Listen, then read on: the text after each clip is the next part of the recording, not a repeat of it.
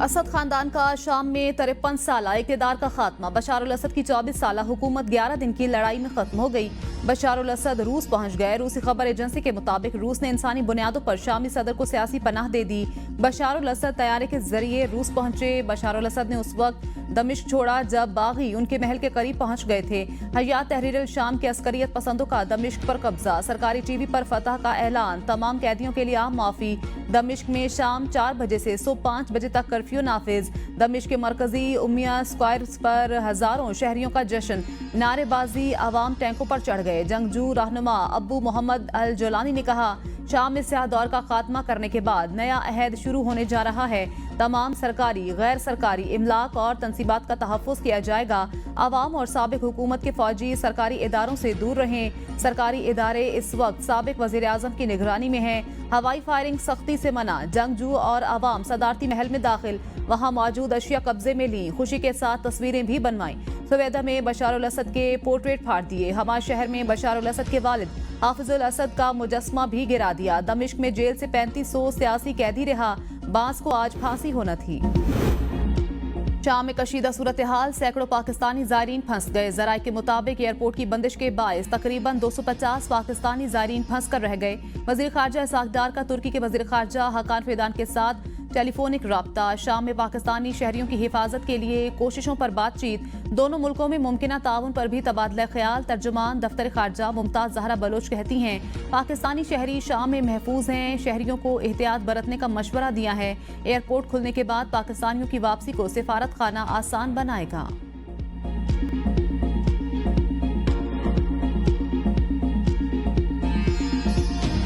सबसे पहले तो सबका मैंडेट तस्लीम करना होगा। हमारा झगड़ा हो सकता है कि किसी का मैंडेट इतना है, किसी का इतना है, किसी का इतना है। ये डिबेट हम चलाते रहेंगे, लेकिन रोज़ बंदे मार देना, रोज़ इनोसेंट लोगों की लाशें गिरा देना, रोज़ धरने और प्रोटेस्ट करके गरीबों के साथ नाइंसाफ़ी करना, ये अब पाकिस्तान नहीं बर्दाश्त कर सकता। बानी पीटीआई समेत सबके मैंडेट को तस्लीम करना होगा। सेनेटर फैसल वावडा की एमक्यूएम रहनुमाओं से मुलाकात के बाद मीडिया से गुफ्तगू। कहा, 14 तारीख को सिविल नाफरमानी की तहरीक की कॉल फैज हमीद के ट्रायल को मद्देनजर रखकर दी गई। इस गुब्बारे से हवा जल्द निकल जाएगी। बानी पीटीआई की जिंदगी को उनकी अहलिया और अपने हवारियों से खतरा है। अली अमीन गंडापुर जो मौला जट की सियासत कर रहे हैं, ये ज्यादा दिन नहीं चलेगी। इस्टेब्लिशमेंट को बुरा भला कहने से सियासत अच्छी नहीं, खराब होती है। मुल्क को अब धरनों, एहतजाज और लाशों की नहीं, अमन की जरूरत है। केपी में जेयूआई का मैंडेट चोरी हुआ। मौलाना फजलुर रहमान के मुतालबात मानने चाहिए। मुल्क दुरुस्त ट्रैक पर है। मईशत बेहतर हो रही है। धरने और लोगों के साथ नाइंसाफी अब मुल्क बर्दाश्त नहीं कर सकता। मुस्तफा कमाल ने कहा, Faisal Vawda one man army हैं और सब जगह छाए हुए हैं। ये सबको जोड़ने और हम आहंगी का काम कर रहे हैं। हमें इनकी सपोर्ट करनी चाहिए।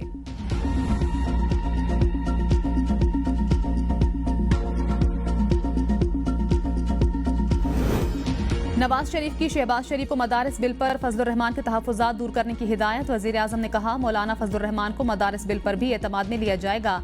वज़ीर आज़म शहबाज शरीफ की जाती अमरा में पार्टी कायद नवाज शरीफ से मुलाकात। मुल्क की मजमूई सियासी सूरत हाल पर तबादला ख्याल। दौरे सऊदी अरब की रिपोर्ट पेश की। वज़ीर आज़म ने नवाज शरीफ को बैरूनी सरमायाकारी में पेशरफ से आगाह किया। 26 नवंबर के वाक़यात और सिविल नाफरमानी की कॉल पर भी तबादला ख्याल। मुल्क की सलामती को नुकसान पहुंचाने वालों का मुहासिबा किया जाएगा। दोनों रहनुमाओं का इत्तेफाक। मुल्की मामलात पर हुकूमती इत्तेहादियों से मुशावरत और उन्हें एतमाद में लेने पर इत्तेफाक। वज़ीर आज़म शहबाज शरीफ की रुकन कौमी असम्बली रज़ा हयात हराज, राना सनाउल्लाह और स्पीकर पंजाब असम्बली मलिक अहमद खान से अलग अलग मुलाकातें। वज़ीर आज़म का रज़ा हयात हराज के वालिद की इंतकाल पर इजहार अफसोस। राना सनाउल्लाह और मलिक अहमद खान की शहबाज शरीफ से मुल्क की मजमूई सियासी सूरत हाल पर गुफ्तगू।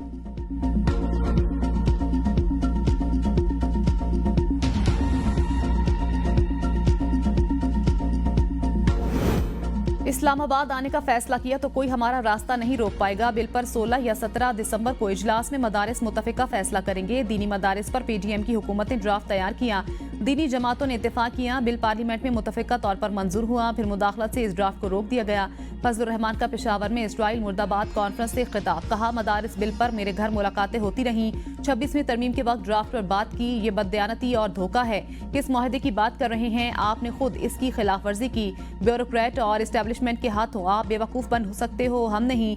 गैर मुल्की तलबा को वीज़ा देने की बात की, बैंक अकाउंट्स की बात की, अमल नहीं हुआ। हम इस प्रोसीजर से इनकार नहीं कर रहे, लेकिन तुम धोखा क्यों दे रहे हो? दीनी मदारिस बारे मीडिया को गलत इस्तेमाल ना करो। एंकर्स को गलत मालूमात दी गई। आप हमारे शागिर्द हैं, तुम्हारी पगड़ियां हमने पहनाई हैं। तरमीम का पहला मुसविदा मंजूर होता तो मुल्क बचता ना इदारे। बातचीत से मसाइल हल हुए।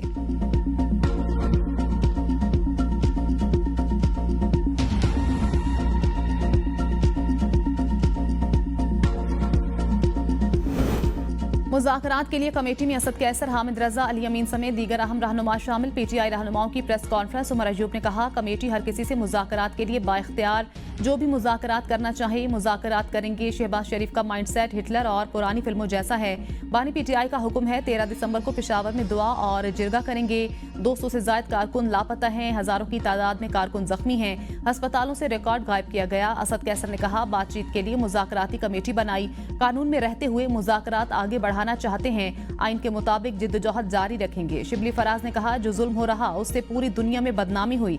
जितनी भी कानून साजी हुई वो आवाम के लिए नहीं। बानी पीटीआई अदम इस्तेहकाम और जमहूरियत की बका के लिए जेल में है।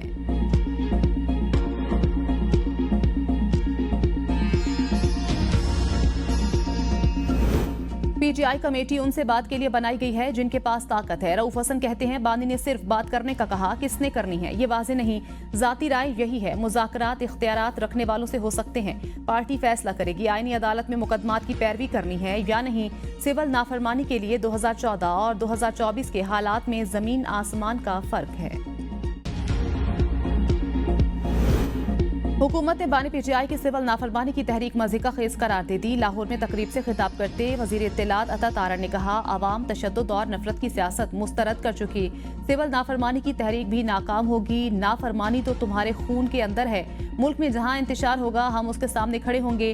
पीटीआई वाले दुम दबाकर भागे। झूठा बयानियां बनाकर लाशों की सियासत की गई। महंगाई कम होकर 4% से भी कम सतह पर आ गई। मुल्क की तरक्की के लिए सबको अपना किरदार अदा करना होगा। आज़ाद कश्मीर हुकूमत का ज्वाइंट अवामी एक्शन कमेटी के साथ मुआहिदा तय। सदारती ऑर्डिनेंस मनसूख, नोटिफिकेशन जारी। 23 जनवरी की लॉन्ग मार्च की कॉल वापस।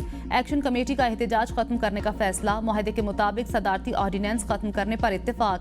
तमाम गिरफ्तार अफराद को रिहा किया जाएगा। बिजली के टैरिफ में रद्दोबदल। 5 kV ए से ऊपर शादी हॉल्स और पेट्रोल पंप्स के निर्ख तय। घरेलू बिजली के बिल की 36 इकसात करने का फैसला। प्रॉपर्टी टैक्स का नोटिफिकेशन फौरी जारी होगा। 50 FIRs के अलावा बाकी मुकदमा 30 दिन में खत्म किए जाएंगे। जख्मियों को फीकस 10 लाख रुपए मुआवजा 7 दिन में दिया जाएगा। बिजली मीटर्स की खरीदारी ई टेंडरिंग के जरिए होगी। चार्टर ऑफ डिमांड पर अमल दरामद 6 माह में यकीनी बनाया जाएगा। वज़ीर आला मरियम नवाज शरीफ की चीन के दौरे के दौरान कम्युनिस्ट पार्टी ऑफ चाइना के आला सतह वफ्द से मुलाकात। चीनी वफ्द के सरबराह का मरियम नवाज और उनके वफ्द की आमद पर शुक्रिया। मरियम नवाज ने कहा, पाक चीन दोस्ती बुलंदी की इंतहाओं की तरफ गामजन। चीन के इश्तिराक से पंजाब को इक्तिसादी और माशी बुलंदियों पर ले जाना चाहते हैं। वज़ीर आला पंजाब मरियम नवाज का बीजिंग एयरपोर्ट पहुंचने पर पुरतपाक इस्तकबाल। गुलदस्ता पेश किया गया। इस्तकबाल करने वालों में कम्युनिस्ट पार्टी ऑफ चाइना के 6 आला ओहदेदार, चीन में पाकिस्तान के सफीर और उनकी अहलिया भी शामिल थी।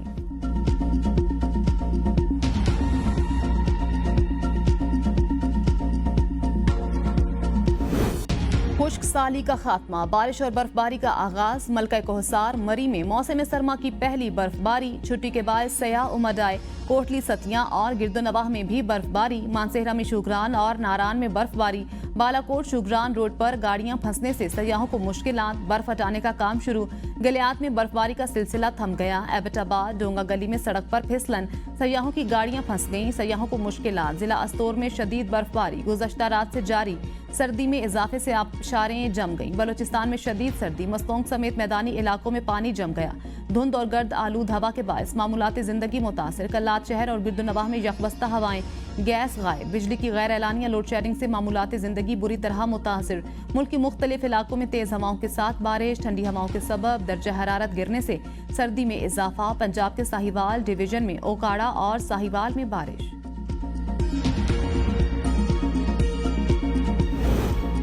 घरों के चूल्हे हैं या टिमटिमाते चिराग। सर्दियां आते ही रावलपिंडी में कहीं गैस गायब तो कहीं प्रेशर कम। अंदरूनी शहर के बेशतर इलाकों में गैस की किल्लत के बायस खाना बनाना इम्तिहान बन गया। खवातीन की परेशानी में इजाफा। सारिफीन होटलों से खाना मंगवाने पर मजबूर। चकलाला स्कीम 3, गुलिस्तान कॉलोनी, ढो कश्मीरियां, सादिकाबाद, रावलपिंडी कैंट, खयाबान सर सैयद, ढोक काला खान समेत दीगर इलाकों में गैस गायब। सुई नौदरन के मुताबिक दिन में 3 औकात गैस दस्तयाबी को मुमकिन बनाया जा रहा है। पाकिस्तान में सस्ती और अच्छी लेबर मौजूद, इटली के सनतकार इसका फायदा उठा सकते हैं। वजीर आला सिंध की इटली के मुशीर दिफा से मुलाकात में इजहार ख्याल, कहा इटली सिफारत खाने के जरिए विफाकी हुकूमत के साथ बातचीत बढ़ाई जा सकती है। मुलाकात में पाकिस्तान और इटली के दरमियान ताल्लुकात को मजीद मुस्तहकम बनाने पर इत्तेफाक। सिंध में टेक्सटाइल, चमड़े और ज़राअत के शोबों में ताउन पर बातचीत। शहरी इलाकों में सिक्योरिटी और आफात से निपटने के तजुर्बात पर तबादला ख्याल। पुलिस और एमरजेंसी सर्विसेज की बेहतरी पर गौर। वजीर आला की सिंध में काबिल तजदीद तवानाई और इंफ्रास्ट्रक्चर में अतालवी सरमायाकारी की पेशकश। अतालवी तालीमी इदारों के साथ फैशन, डिज़ाइन और इंजीनियरिंग के शोबों में तरबियत के मुआहदे पर इत्तेफाक। सिंध के तुलबा के लिए इटली में तालीम के वज़ाइफ पर बातचीत।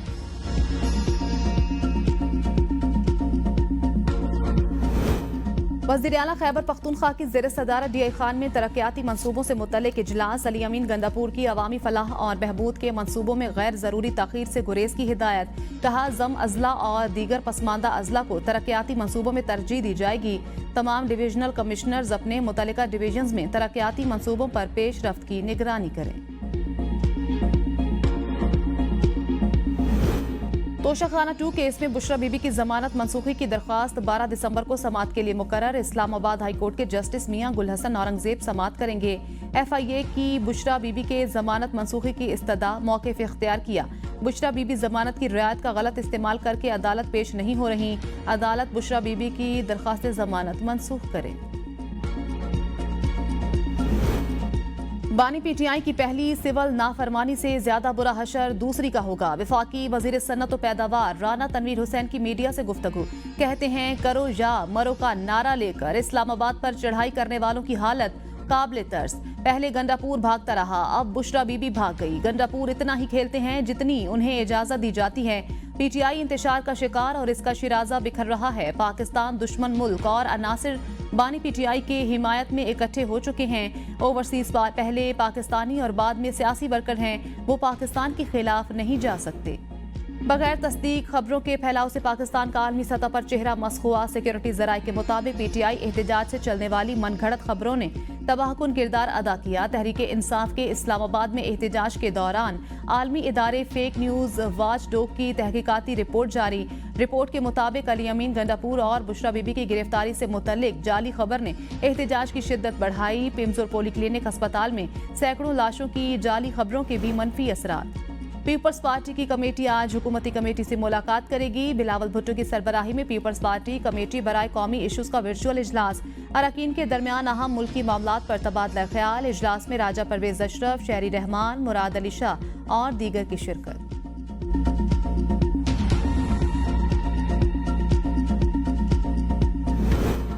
सुप्रीम कोर्ट में शहीद अरशद शरीफ कत्ल अज खुद नोटिस केस की समाअत आज होगी। फौजी अदालतों में सिविलियन केसेस की समाअत के खिलाफ इंट्रा कोर्ट अपील पर समाअत। गैर कानूनी अफगान बाशिंदों की बेदखली के खिलाफ दायर दरखास्तों पर भी समाअत होगी।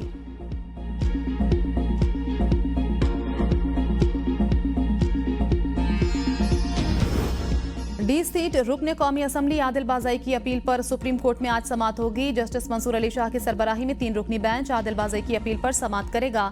जजेस रोस्टर के मुताबिक bench number 1 justice Mansoor Ali Shah, justice Ayesha Malik और जस्टिस अकील अब्बासी शामिल। आदिल बाज़ई ने इलेक्शन कमीशन का फैसला चैलेंज करते हुए सुप्रीम कोर्ट में अपील दायर की थी। इलेक्शन कमीशन ने नवाज शरीफ की दरख्वास्त पर पार्टी पॉलिसी की खिलाफ वर्जी पर आदिल बाज़ई को डी सीट किया था।